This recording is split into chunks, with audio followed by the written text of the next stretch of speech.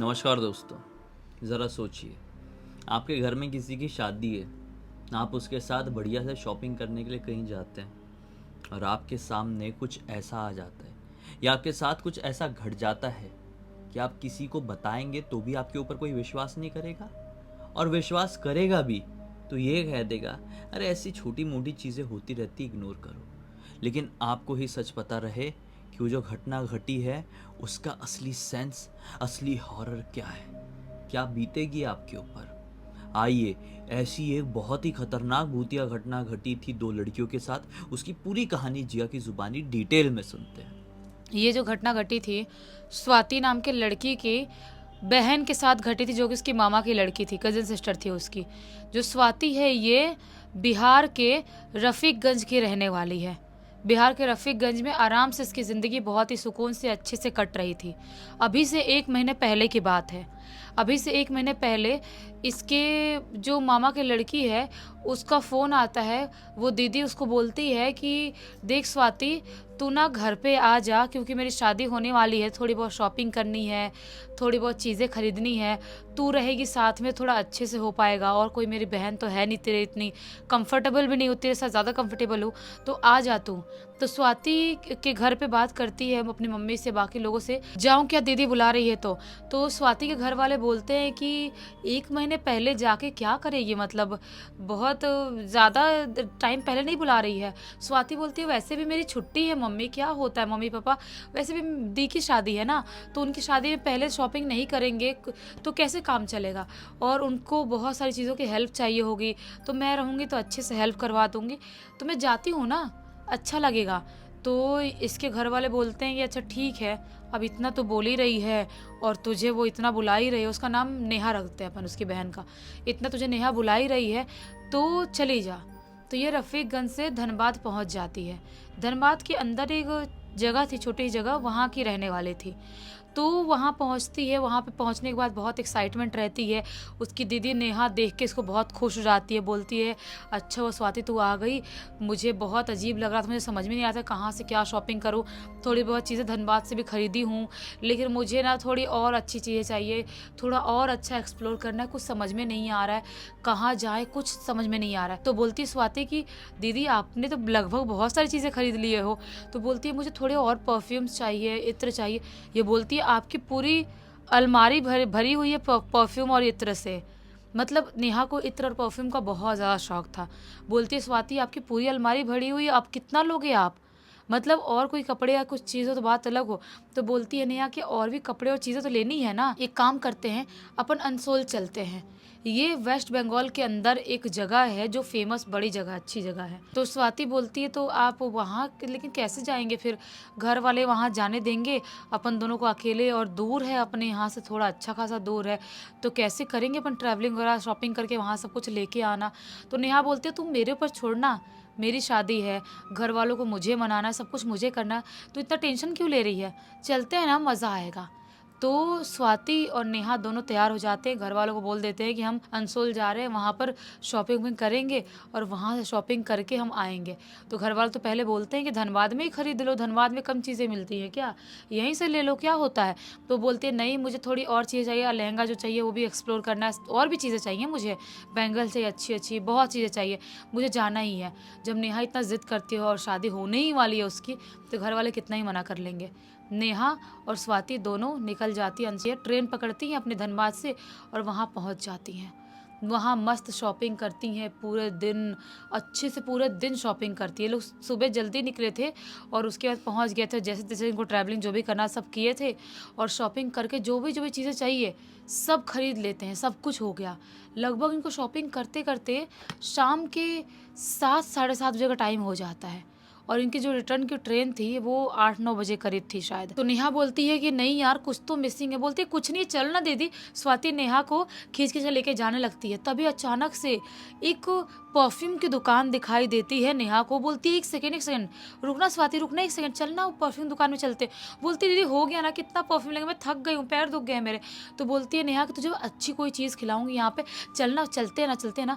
Perfume दुकान में घुसती है और इत्र बहुत सारे निकाल के देखना चालू करती है।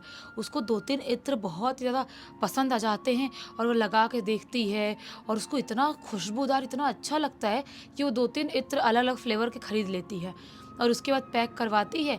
और फाइनली ये लोग स्टेशन पे आते हैं। स्टेशन पे आके थोड़ा देर वेट करते हैं, कुछ खाते-वाते हैं और उसके बाद इनके ट्रेन का टाइम हो जाता है।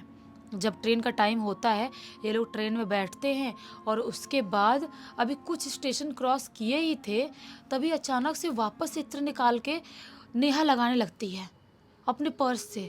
बोलती है, स्वाति दीदी आप क्या कर रही हो ये?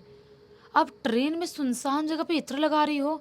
आपको पता नहीं है इत्र ऐसे कहीं पर भी नहीं लगाते? इत्र क्या परफ्यूम नहीं लगाते हैं? आप क्यों लगा रही हो? नेहा बोलते है कुछ नहीं होता है यार।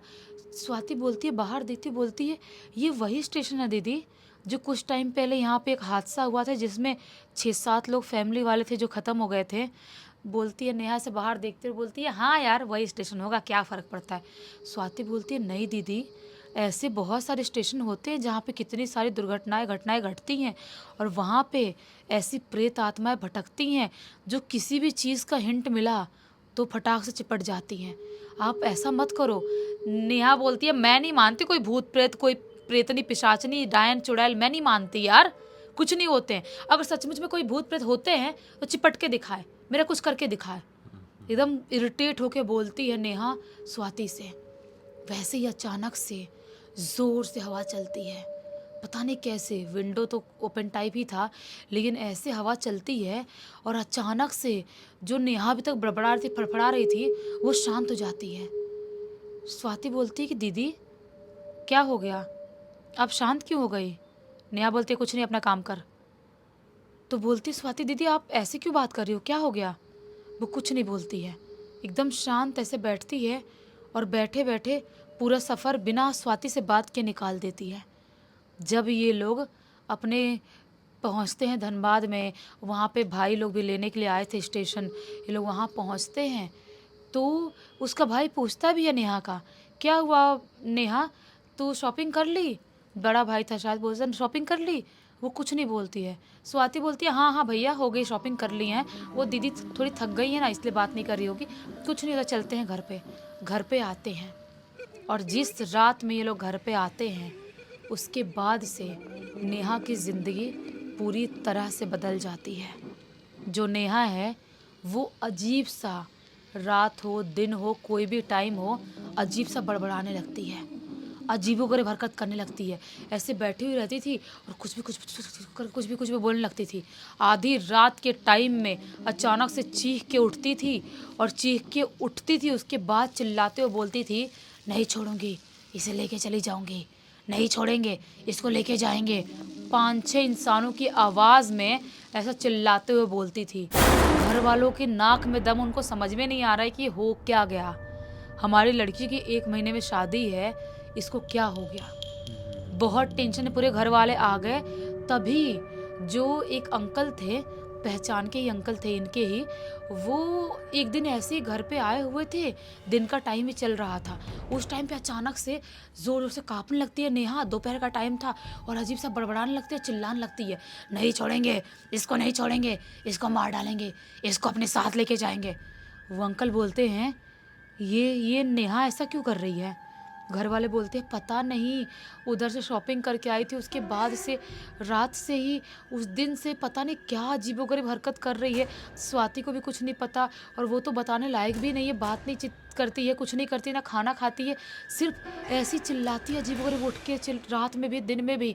वो अंकल बोलते हैं, ये नॉर्मल नहीं है, इसके ऊपर कोई ना कोई शैतानी शक्ति चिपट गई है, ये नॉर्मल हो ही नहीं सकता। वो जो अंकल थे उनको थोड़ी बहुत जानकारी थी इन सब चीज़ों की। बोलते हैं, ये जो कुछ भी है बहुत भारी है, मैं इसको नहीं उतार सकता इसके शरीर से, मुझे किसी बाबा जी को बुलाना पड़ेगा। वो फ़ोन करते हैं बाबा जी को और उस दिन ही बाबा जी घर पे आते हैं, लगभग शाम के टाइम तक और ज़्यादा हाइपर हो गई थी नेहा। शायद उसको पता चल गया है कि कोई बाबा तांत्रिक आ रहे हैं या कुछ तो होने वाला है। उसके अंदर की शैतानी शक्तियाँ एकदम ही ज़्यादा हाइपर हो गई हैं, अजीब सा खुद को पटक रही है, सरवर फाड़ रही है, अपना हाथ पैर पटक रही है, अजीब सा चबा दे रही है, हाथ पकड़ के अजीबोगरीब तरह की हरकत कर रही है। बाबा जी घर पे आते हैं और बोलते हैं, इसके ऊपर 1-2 नहीं बल्कि कई सारी आत्माएं आ गई हैं। और आज अमावस्या की रात है, इसीलिए आज इतनी ज़्यादा जागरूक हो गई हैं।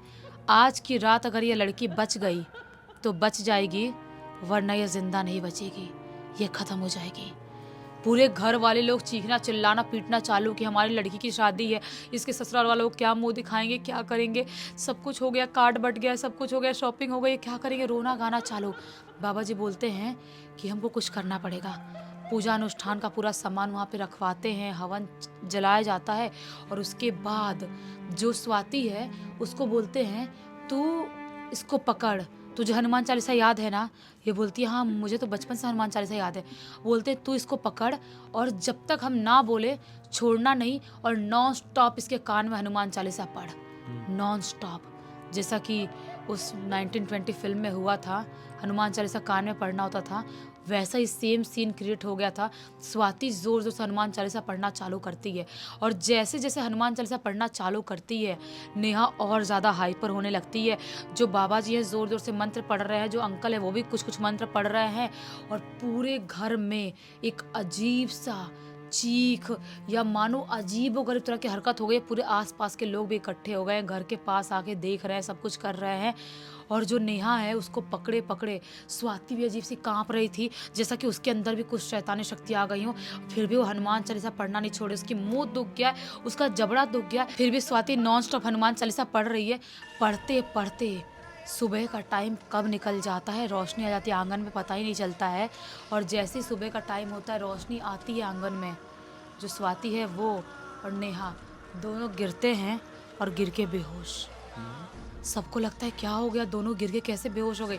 बाबा जी बोलते हैं चिंता मत करो, बिल्कुल चिंता मत करो, सब कुछ ठीक है। बाबा जी दोनों के हाथ में एक धागा बांधते हैं और बोलते हैं अब ये बिल्कुल ठीक है, डॉक्टर को बुला लो चाहो तो, और इनके शरीर में कमज़ोरी हो गई है, कुछ बॉटल टल लगवा दो। डॉक्टर को बुलाया जाता है, दोनों को बॉटल लगाया जाता है और उसके बाद जाके 5-6 घंटे बाद दोनों होश में आती हैं। जो नेहा है वो तो इतनी कमज़ोर हो गई है, मानो अपने बेड से नहीं उठ पा रही है। कुछ दिनों के अंदर ही उसकी अंदर पता नहीं किसने चूस लिया हो अंदर से, ऐसी उसकी हालत हो गई थी।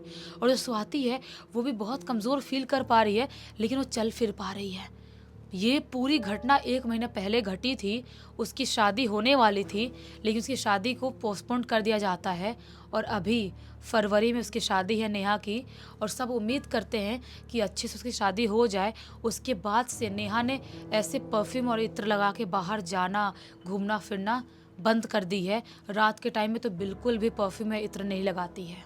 देखो शादी तो हो ही जाएगी, क्योंकि आज नहीं तो कल चीज़ें जो थोड़ा सा बेहतर हुआ है ना इनके साथ, वो पूरी तरीके से ख़त्म हो जाएगा, टल जाएगा, शादी हो जाएगी। लेकिन जो एक और लड़की है उसके साथ चीज़ों का समझ में नहीं आ रहा है कि उसके साथ इतनी चीज़ हैवी कैसे हो गई उसके ऊपर। इसलिए हैवी हो गई थी क्योंकि वो उसके साथ थी, उस टाइम पे मौजूद थी, साथ में ट्रेन में दोनों साथ में मौजूद थी। और नेहा ने चैलेंज किया था, और एक साथ इतनी सारी आत्माएं हैं और कोई पास में बैठा तो उसके ऊपर भी हावी हो सकती है। डर वाली बात यह है कि देखो, जब किसी के शरीर में आत्माएं प्रवेश करती है, ठीक है, मान लो ए और बी दो लोग हैं, एक जंगल में जा रहे हैं और ए के शरीर में आत्माएं प्रवेश कर दी, उसको पोजेस कर दी, तो अब ए से अगर आत्मा निकलेगी ना तो वो बी के अंदर घुसने की कोशिश करेगी, क्योंकि आत्माओं को घर चाहिए, इंसानी शरीर चाहिए। एक बार उनकी नज़र अपने शिकार के ऊपर पड़ गई तो ये नहीं तो वो कोई तो चाहिए उनके साथ, ऐसा हो जाता है। लेकिन अब देखो जैसे चीज़ें धीरे धीरे सुधरी, पूरी सुधर जाए तो बहुत अच्छा है भाई। वरना हम तो कहेंगे कि कुछ ना कुछ रेमेडीज़ अच्छी वाली लेना चाहिए।